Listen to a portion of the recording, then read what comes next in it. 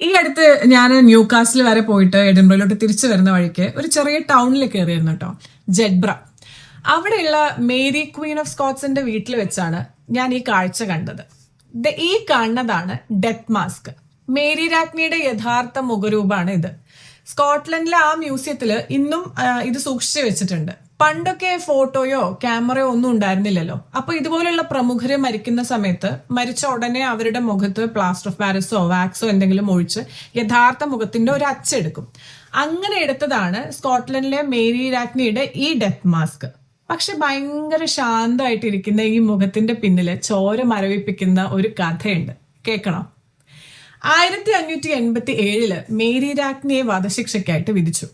ശിക്ഷ നടപ്പാക്കാൻ മേരി മുട്ടുകുത്തി നിന്നു. വെട്ടുകാരൻ കോടാലി എടുത്ത് വീശി.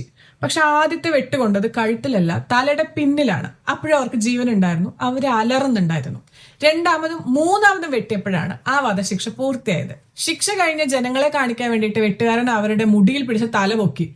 പക്ഷെ തല പെട്ടെന്ന് താഴേക്ക് നിലത്ത് വീണു. കാരണം 19 കൊല്ലം തടവറയിൽ കിടന്ന് നരച്ച മുടി മറയ്ക്കാൻ വേണ്ടി അവരൊരു വിഗ് വെച്ചിട്ടുണ്ടായിരുന്നു. ആ വിഗ് മാത്രമാണ് വെട്ടുകാരന്റെ കയ്യിൽ കിട്ടിയത്.